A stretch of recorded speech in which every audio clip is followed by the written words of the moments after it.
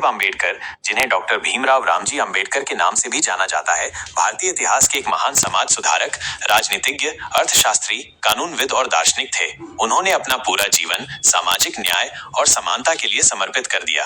बाबा साहेब आम्बेडकर के जीवन के कुछ महत्वपूर्ण पहलू। प्रारंभिक जीवन और शिक्षा।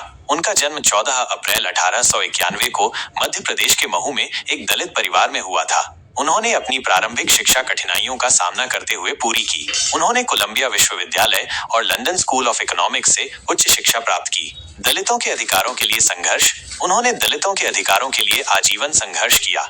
उन्होंने छुआछूत और जातिवाद के खिलाफ आवाज उठाई। महार सत्याग्रह और कालाराम मंदिर आंदोलन जैसे आंदोलनों में सक्रिय रूप से भाग लिया। संविधान निर्माण में योगदान। वे भारतीय संविधान सभा के सदस्य थे और उन्होंने संविधान के निर्माण में महत्वपूर्ण भूमिका निभाई। उन्होंने संविधान में दलितों और अन्य पिछड़े वर्गों के अधिकारों को सुनिश्चित करने के लिए विशेष प्रावधान किए।